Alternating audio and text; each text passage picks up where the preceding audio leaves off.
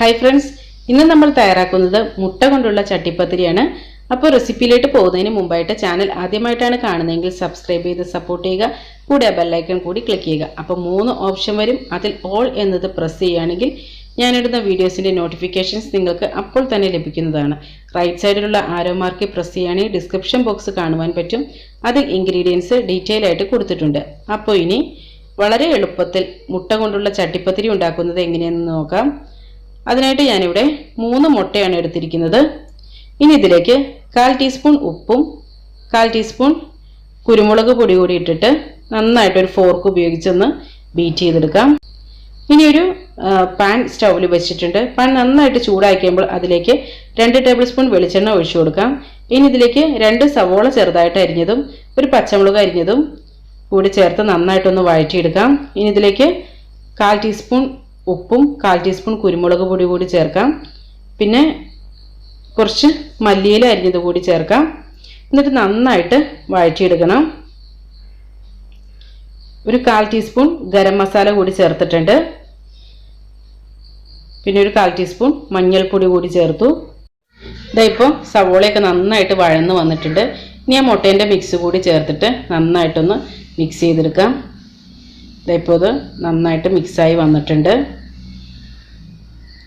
ഇനി ഒരു ബൗളിലിട്ട് 1 കപ്പ് മൈദ ഇട്ട് കൊടുക്കാം. പിന്നെ 1/2 ടീസ്പൂൺ ഉപ്പും 1 ടീസ്പൂൺ വെളിച്ചെണ്ണ കൂടി ചേർക്കാം. ഇനി ഇത് നന്നായിട്ടൊന്ന് മിക്സ് ചെയ്തെടുക്കാം. ഇനി ഇതിലേക്ക് ഒരു 1/2 കപ്പ് വെള്ളം അല്പാൽപമായിട്ട് ഒഴിച്ച് നന്നായിട്ട് കുഴച്ചെടുക്കണം. നമ്മൾ ചപ്പാത്തി മാവൊക്കെ കുഴച്ചെടുക്കൂലേ, അതേ രീതിയിലൊന്ന് കുഴച്ചെടുക്കാം. ഇതിപ്പോൾ നന്നായിട്ട് കുഴച്ചെടുത്തിട്ടുണ്ട്. ഇത് ഇങ്ങനെ ഉരുളകളാക്കി എടുക്കണം. ഞാനിപ്പോൾ ഇവിടെ ഒരു 6 ഉരുളകളാക്കിയാണ് എടുക്കുന്നത്. 5 ആക്കണത്. അപ്പോൾ അതിൽ ഇതിൻ്റെ ഈ കട്ട് ചെയ്ത് വരുമ്പോൾ കുറച്ച് ബാലൻസ് വരും. അപ്പോൾ അത് കാരണം 6 കിട്ടും നമുക്ക്. അപ്പോൾ അതായത് ഇതുപോലെ നന്നായിട്ട് പരത്തിയെടുക്കണം. ഒരു ശരിക്കും കട്ടി കുറച്ച് വേണം പരത്തിയെടുക്കാനായിട്ട്. അപ്പോൾ താഴെ കുറച്ച് മൈദ തന്നെ കേട്ടോ വിതറിയിട്ടിട്ടാണ് പരത്തിയെടുക്കണത്.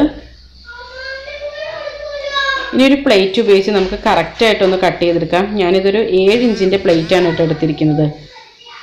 കാരണം ഈ എൻ്റെ സോസ് പാൻ എന്ന് പറഞ്ഞത് 7 ഇഞ്ചാണ്. അപ്പോൾ അതുകൊണ്ട് ആ ഒരു സൈസിന് തന്നെയുള്ള ഇത് ഉണ്ടാക്കിയെടുത്തു. അപ്പോൾ ഇനി ഇത് ഒരു ഹാഫ് കുക്ക് ആക്കി എടുത്തേച്ചാൽ മതി. അതായത് നമ്മുടെ സമോസ ഷീറ്റൊക്കെ ഇല്ലേ, അതേ രീതിയിൽ ആക്കിയെടുക്കുക. അപ്പോൾ അതായത് ഇതുപോലെ തിരിച്ച് മറിച്ചു വിട്ടൊന്ന് ചൂടാക്കി എടുത്തേച്ചാൽ മതി. അപ്പോൾ അതായത് എല്ലാം ഇതുപോലെ ചൂടാക്കി എടുത്തിട്ടുണ്ട്. ഇനി വേണ്ടത് ഒരു 3 മുട്ട വീണ്ടും എടുത്തിട്ടുണ്ട്. അതിലേക്ക് ഒരു 1/4 ടീസ്പൂൺ ഉപ്പും 1/4 ടീസ്പൂൺ കുരുമുളക് പൊടി ഇട്ടു നന്നായിട്ട് മിക്സ് ചെയ്തെടുത്തു. ഇനി ഇതിലേക്കൊരു 1/2 കപ്പ് പാലും കൂടെ ഒഴിച്ചിട്ട് ഒരു ഫോർക്ക് ഉപയോഗിച്ച് നന്നായിട്ടൊന്ന് ബീറ്റ് ചെയ്തെടുക്കാം. അങ്ങനെ നമ്മുടെ മുട്ടയുടെ മിക്സ് റെഡി ആയിട്ടുണ്ട്. ഇനി ഒരു സോസ് പാനിൽ കുറച്ച് എണ്ണ തടവി എടുത്തിട്ടുണ്ട്.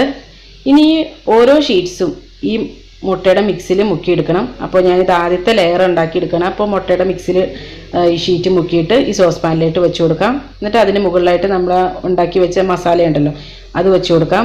എന്നിട്ട് രണ്ടാമത്തെ ലെയറായിട്ട് അടുത്ത ഷീറ്റ് ഇതുപോലെ തന്നെ മുട്ടയുടെ മിക്സിൽ മുക്കുക.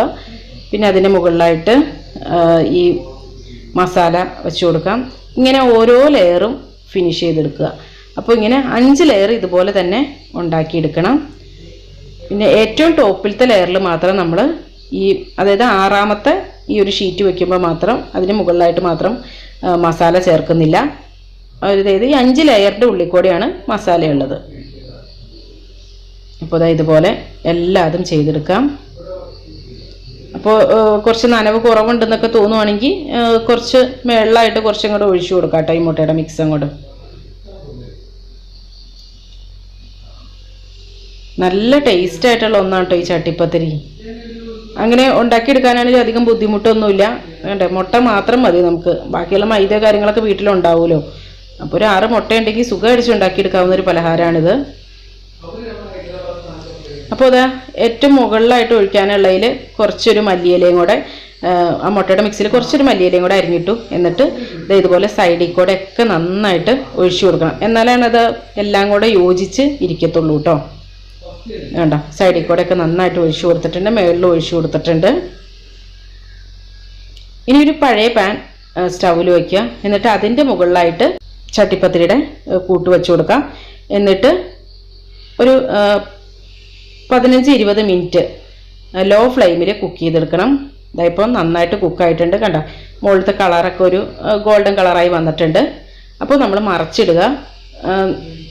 മറിച്ചിട്ടതിന് ശേഷം വീണ്ടും ഒരു 5-8 മിനിറ്റ് ഒന്ന് കുക്ക് ചെയ്തെടുക്കണം. അപ്പോൾ ഓരോ സ്റ്റൗവിൻ്റെ ബർണറിനനുസരിച്ച് വ്യത്യാസം വരും കേട്ടോ. അപ്പോൾ അതുകൊണ്ടാണ് ഞാൻ ഈ ടൈം കറക്റ്റായിട്ട് പറയാത്തത്. നല്ലൊരു കളറൊക്കെ ആയി കഴിയുമ്പോൾ നമുക്ക് കുക്കായെന്നാണ് അതിൻ്റെ അർത്ഥം കേട്ടോ. അപ്പോൾ ലോ ഫ്ലെയിമിൽ വെച്ച് വേണം കുക്ക് ചെയ്തെടുക്കാനായിട്ട്. അപ്പോൾ അതായത് ഒന്ന് കട്ട് ചെയ്തെടുക്കാം. കണ്ടോ, ഞാനിതൊരു പ്ലേറ്റിലിട്ട് മാറ്റിയിട്ട് കട്ട് ചെയ്തെടുക്കുകയാണ്. കണ്ടോ, നല്ല ലെയറുകളായിട്ട് നല്ല ഇതായിട്ട് വന്നിട്ടുണ്ട്. എൻ്റെ മക്കൾക്ക് ഞാൻ കൊടുത്തേക്കാണ്. അവർക്ക് നല്ല ഇഷ്ടമായിട്ടോ കഴിക്കാനായിട്ട്. ഞാൻ ഫോട്ടോ എടുക്കുമെന്ന് പറഞ്ഞപ്പോൾ എന്താ പറയുക, ആക്ഷൻ കാണിച്ച് പിന്നെ കഴിക്കൽ തുടങ്ങിയതാണ്.